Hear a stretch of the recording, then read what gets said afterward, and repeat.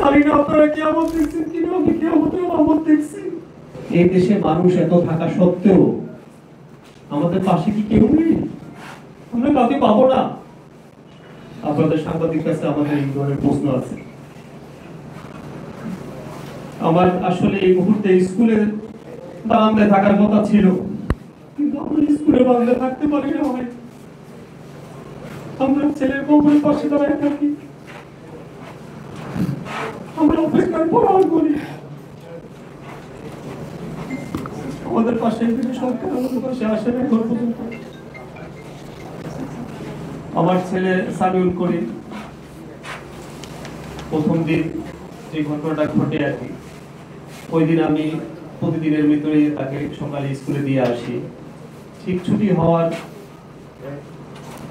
5 minute থেকে 10 minute আগে আমি এখানে পৌঁছাই।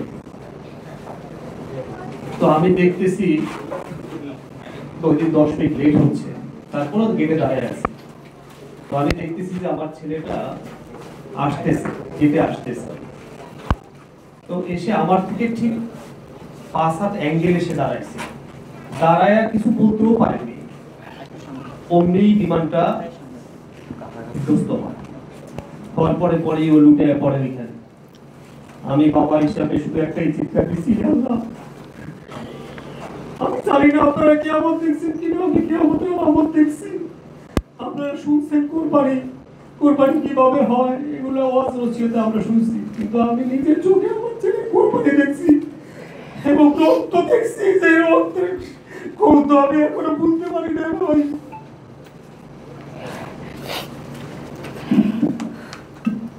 এগুলো কিভাবে ব্যাখ্যা করবো আপনাদের কাছে, আমাদের ভাষা খুঁজে পাচ্ছি না। পুরো ফ্যামিলিটা ডিজাস্টার হয়ে গেছে। 2 মাস পর্যন্ত ছেলের কবর বসে বসে আছি।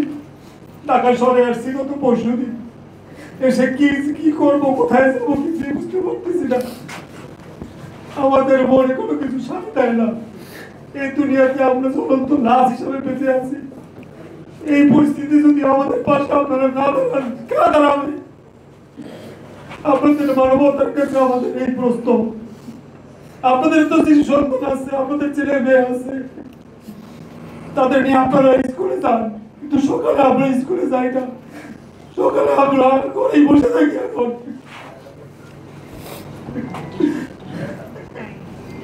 কিছু আহত আমাদের যে ছেলে মেয়েরা আছে তাদের একটু খোঁজ খবর নেন, তাদের হসপিটালে যান, তাদের অসহজ যে যন্ত্রণা আছে এগুলো আপনারা একটু দেখেন, এগুলো আপনারা কর্তৃপক্ষের কাছে একটু জানান।